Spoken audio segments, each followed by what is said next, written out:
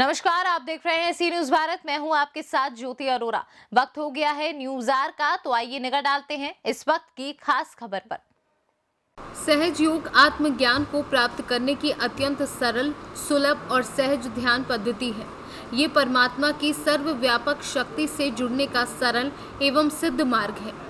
लाखों लोगों ने सहज योग को अपनाकर कोरोना महामारी के दौरान अपने जीवन को सुरक्षित रखा और वे सब आज सुखमय जीवन व्यतीत कर रहे हैं। मनुष्य जीवन के लिए कोरोना काल एक परीक्षा की घड़ी रही है और इस परीक्षा की घड़ी में सहज योग करने वाले लोगों ने स्वयं को सुरक्षित महसूस किया। अब कोरोना की तीसरी लहर की आहट को देखते हुए श्री माता जी निर्मला देवी सहज योग ट्रस्ट की ओर से वृहद स्तर पर सहज योग के प्रचार प्रसार हेतु महाअभियान चलाया जा रहा है। कोरोना काल का विद्यार्थी जीवन पर बड़ा बुरा प्रभाव पड़ा है। ऐसे में विद्यार्थियों के लिए सहज योग वरदान साबित हो रहा है। सहज योग करने से न केवल बीमारियों को दूर रखा जा सकता है, बल्कि मानसिक तनाव से भी मुक्ति मिल सकती है। खासकर विद्यार्थियों के लिए तो योग अमृत के समान है। जो विद्यार्थी योग को अपने जीवन में नियमित रूप से शामिल करते हैं, वे न केवल पढ़ाई में अव्वल आते रहते हैं, साथ ही अन्य गतिविधियों में भी उनका कोई मुकाबला नहीं रहता। आइए देखते हैं हमारे सी न्यूज संवाददाता उमेश विश्वकर्मा की एक खास रिपोर्ट। इसी क्रम में तीसरा यादव जी यहाँ पे मौजूद हैं, जो बताना चाहते हैं कि विद्यार्थी जीवन पर सहज योग का क्या प्रभाव पड़ता है। जैसे विद्यार्थी हैं, स्टूडेंट्स हैं, हम लोग के टाइम मैनेजमेंट का जनरली प्रॉब्लम आती है। तो जब हम लोग ध्यान करते हैं नियमित रूप से, तो हमारे अंदर एक कॉन्फिडेंस बूस्ट अप होता है। जो भी बड़े बड़े सिलेबस को हम कम टाइम पे हम फिनिश करने का हमारा हैबिट बन जाता है। अब वो अपने आप हो भी जाता है। कैसे होता है, कब होता है, वो हमें बिल्कुल पता नहीं चल पाता। क्यों? क्योंकि हम एक फोकस में रहते हैं, हम हमारे अंदर ही रहते हैं। We enjoy ourself, we enjoy everything जो भी हमारे साथ होता है। तो जब हमारी कुंडली जब जागृत होती है और ये हमारे अंदर में जो भी प्रॉब्लम्स रहते हैं, स्ट्रेस रहती है कि हमारा अभी ट्यूशन का टाइम हो रहा है, अभी स्कूल का टाइम हो रहा है, लेट नाइट तक के पढ़ते हैं। अगर आप लेट नाइट तक के भी पढ़ते हो तो भी आपके अंदर इतनी एनर्जी रहती है कि आप सुबह जल्दी उठ सकते हैं और जल्दी उठ के भी आप सारा टाइम आप पढ़ाई पे अपना स्पेंड कर सकते हैं। आप अदर एक्टिविटीज़ में भी पार्टिसिपेट कर सकते हैं। तो एक टाइम किस तरीके से डिवाइड करना है, ये एक आपको आइडिया आ जाता है। जी, तो इसके लिए क्या बच्चों के लिए क्या सुझाव है, जबकि आजकल के बच्चे हालांकि इस समय जैसे कोरोना महामारी के समय में लॉकडाउन के चलते कॉलेज स्कूल सब बंद थे। अब ऑनलाइन पढ़ाई करते करते वो लोग भी बोर हो चुके हैं, पेरेंट्स भी परेशान हैं। कभी नेटवर्क की प्रॉब्लम, कभी कुछ, कभी हर लोग सहज इतना नहीं होते हैं कि ऑनलाइन बच्चों को पढ़ा भी सकें।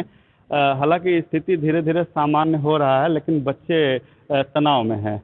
तो ऐसे बच्चों के लिए क्या संदेश देना चाहती हैं? देखो, स्टूडेंट्स जो हैं जो ऑनलाइन पढ़ाई कर रहे हैं, ऑनलाइन ये ज़ाहिर सी बात है कि लंबे समय तक के जो क्लासेस 6 घंटे 7 घंटे स्कूल्स में चलते थे, वो अभी 6-7 घंटे लैपटॉप में चल रहे हैं। स्क्रीन का इफेक्ट आ रहा है और यंगस्टर्स के, बच्चे से लेके यंगस्टर्स जितने भी टीनेजर्स रहते हैं, हम सभी की आंखें थोड़ी सेंसिटिव रहती हैं, स्पेशली फॉर जो लैपटॉप से लाइट रहती है, रेड लाइट, ब्लू लाइट। तो ऐसे में बहुत तनाव महसूस करना, बच्चे लोग पे चिड़चिड़ापन आना ये कॉमन है। जब आप मेडिटेट करते हैं तो ये चिड़चिड़ापन जो रहता है वो शांत हो जाता है और आप अपनी पढ़ाई पे भी फोकस कर पाते हैं। अगर जैसे पढ़ने का मन नहीं कर रहा तो आप मेडिटेशन कर लेते हैं 2 मिनट। बट हम बच्चों के लिए, हम लोग के अंदर ज़्यादा मेहनत करने की ज़रूरत नहीं पड़ती मेडिटेशन को लेके। हाँ, रेगुलर रहें, मेडिटेशन करना बहुत इम्पॉर्टेंट है, लेकिन रेगुलर बेसिस में 2 मिनट 5 मिनट, ज़्यादा से ज़्यादा 10 मिनट, बस इतना सफिशेंट रहता है हर बच्चों के लिए, उतना कर ले। फिर उसके बाद में जब आप पढ़ने बैठते हैं तो वो फोकस हमारे अंदर बने रहता है और हमें पता भी नहीं चलता कि हमारा पढ़ाई कब फिनिश हो गया। हम अपना जो भी एक टारगेट रहता है, गोल रहता है, हम जो टाइम टेबल सेट करके पढ़ाई करते हैं, वो भी इजीली फिनिश हो जाता है। मेडिटेशन का टाइमिंग क्या होना चाहिए? क्या इसका कोई फिक्स टाइम होता है? कम से कम कितने देर मेडिटेशन बच्चे करें कि उनका कंसंट्रेशन सही हो और तनाव से मुक्त हो सकें? ऐसा कोई लिमिटेशन नहीं है, बच्चे जब चाहें तब आप बैठ सकते हैं। आप चाहो तो सुबह उठ के अच्छे से फ्रेश होके आप बैठ सकते हैं।